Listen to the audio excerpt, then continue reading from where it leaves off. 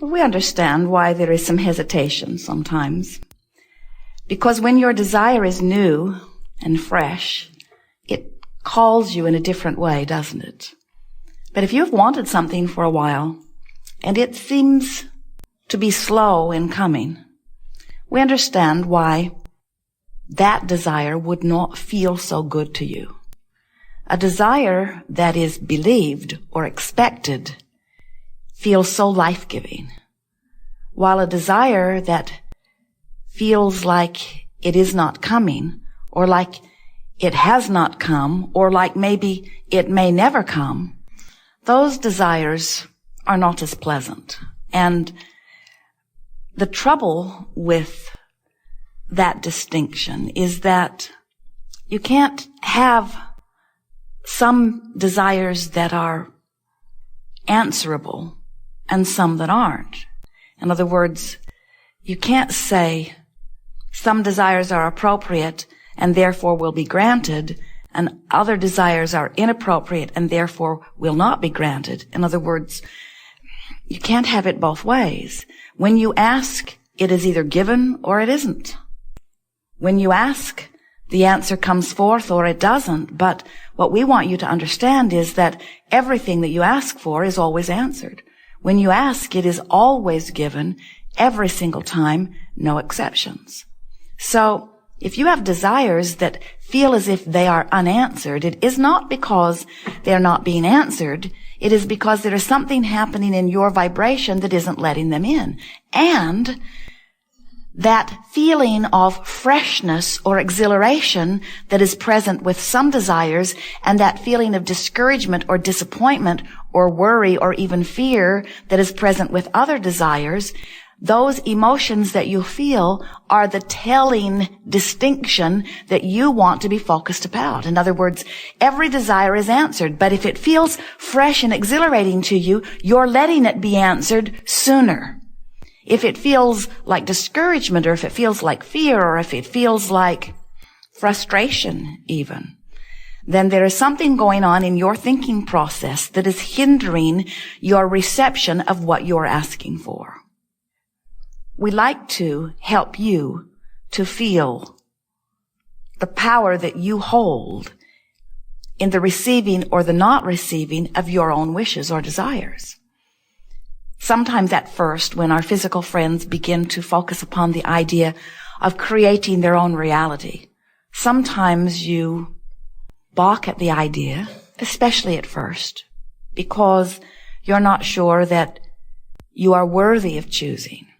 Sometimes you balk at the idea of being the creator of your own reality because you are not sure that you are wise enough or worthy enough.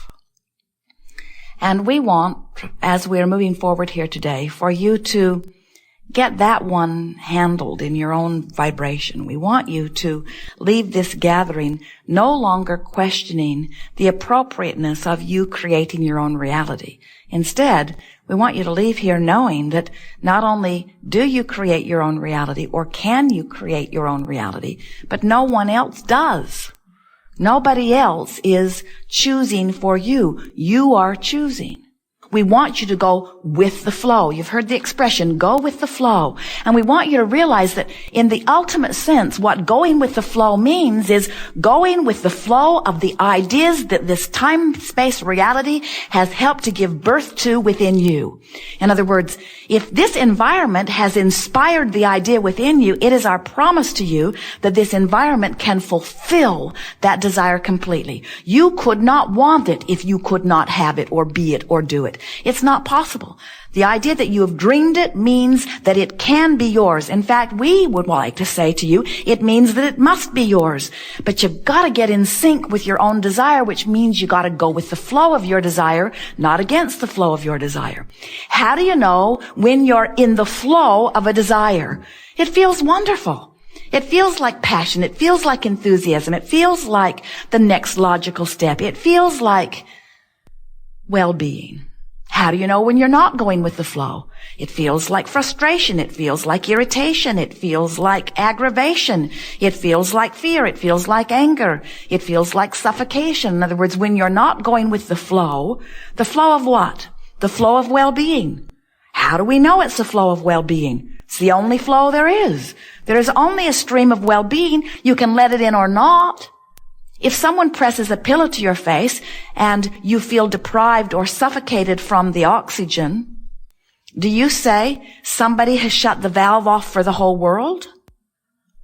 Do you say something has happened and the air that I breathe has been siphoned from the atmosphere and now we all will be suffocated? Or do you say something is going on with me personally that is keeping me from being in the flow of oxygen? There's no source of sickness. There's no source of poverty. There's no source of bad stuff. There's no source of that sickness or stuff you do not want.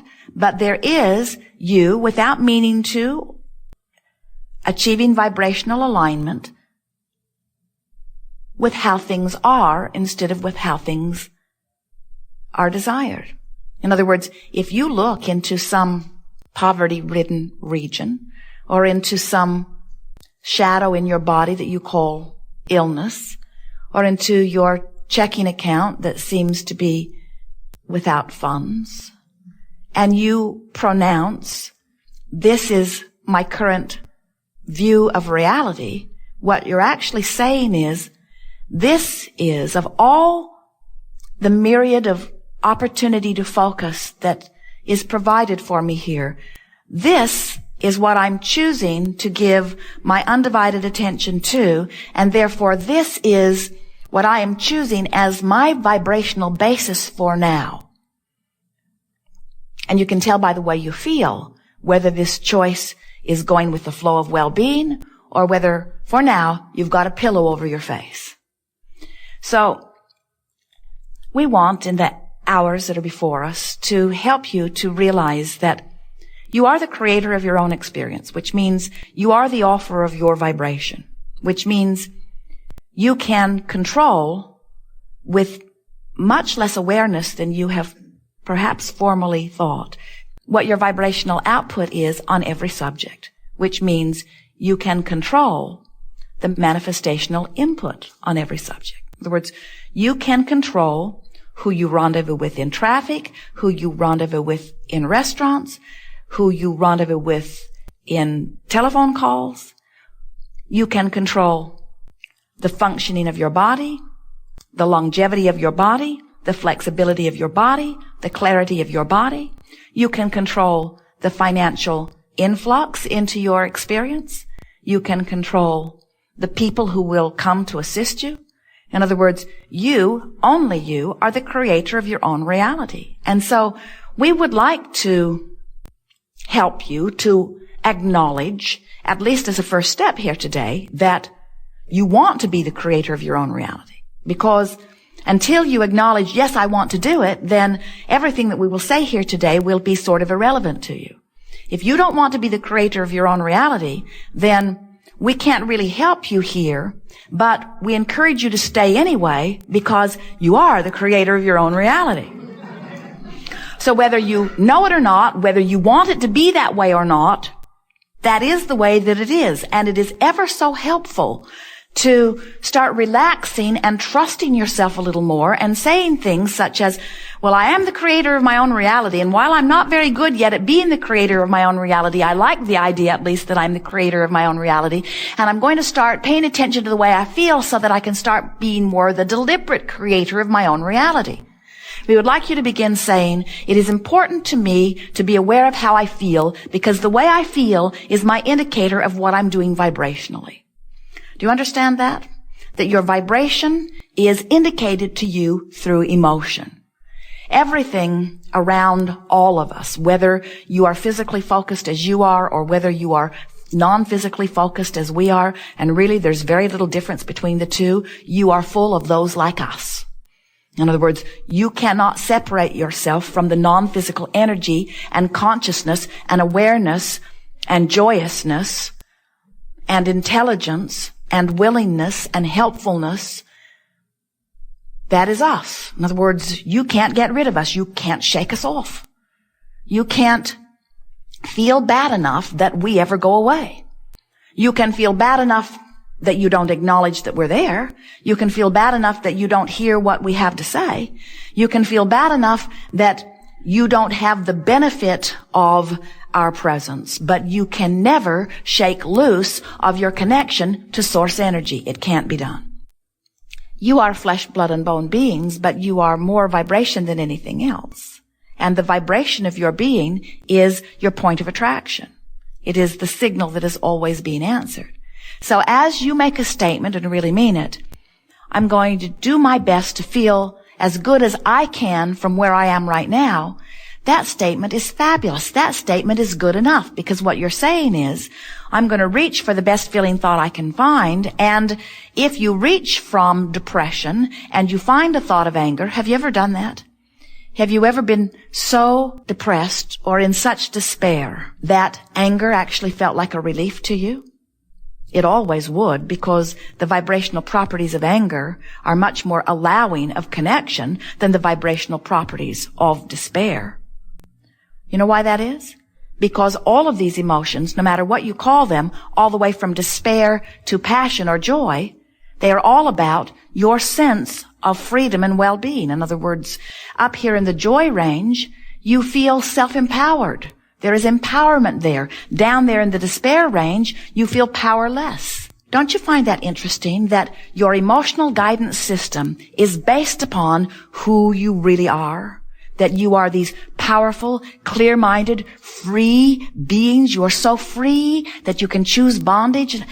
You are free to choose, free to focus, free to offer vibrations, free to attract. Sometimes people will see you as you've moved naturally into anger, and they will say to you, your anger is inappropriate. And we would like you to say to them, maybe so, but I'm happy here. This is my happy zone. I cannot reach the bliss that you have reached right now. This is as good as it gets for me, and it feels so much better than where I've been that I'm going to stay here for a while. So if it's unpleasant to you, I suggest you stay clear of me for a while. Do not worry, say to them, I don't plan on staying here very long, because I have this new mantra that says I'm going to continue to reach for the best feeling thought I can find, the best feeling thought I can find, the best feeling thought I can find. So I don't anticipate that I'm going to stay here forever, but for now this is the best feeling thought I can find. I'm working on something in the area of frustration and overwhelmment, but right now this is the best feeling thought I can find. And here is the important thing about this. If you have reached for the angry thought deliberately and have found it, and you can consciously acknowledge that it feels better than where you have been, now you have regained your power, which was what the whole negative emotion thing was about to begin with. That's why once you make that first step into something where you have consciously acknowledged that you're back in control, you can move quickly up the emotional scale. But until you acknowledge that you've done it on purpose and that you have affected the change, then you feel powerless. Then it feels like karma did it to you. Then it feels like your powerful mother did it to you. Then it feels like the government did it to you, or the economy did it to you, or a past life did it to you. You are very creative in all of the ways you explain why things aren't going better. But you never feel good until you acknowledge that you have creative control. The key to this moving up the emotional scale, in fact, it's such a wonderful exercise that we call it moving up the emotional scale. The key to it is reaching for the feeling of relief. There is allowing and there is resisting. And in leaving resistance behind, you find allowing. But the physical, visceral sensation of leaving resistance behind is a feeling of relief. So every time you feel just a little bit better, you have left behind a little bit of resistance. And every time you leave just a little bit of resistance behind, you are allowing more of the things that you've been asking for.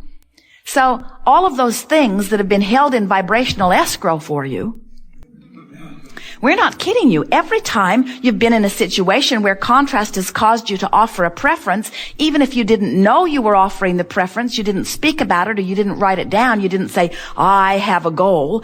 Every time contrast produced preference within you, it preceded you vibrationally. And non-physical energy, non-physical beings like Abraham, like your inner beings, non-physical beings focused upon the rocket that you launched and are imagining it coming to fruition for you. So there is a pre-paving energy vortex that extends out before you, and it is full of all of the things that you want.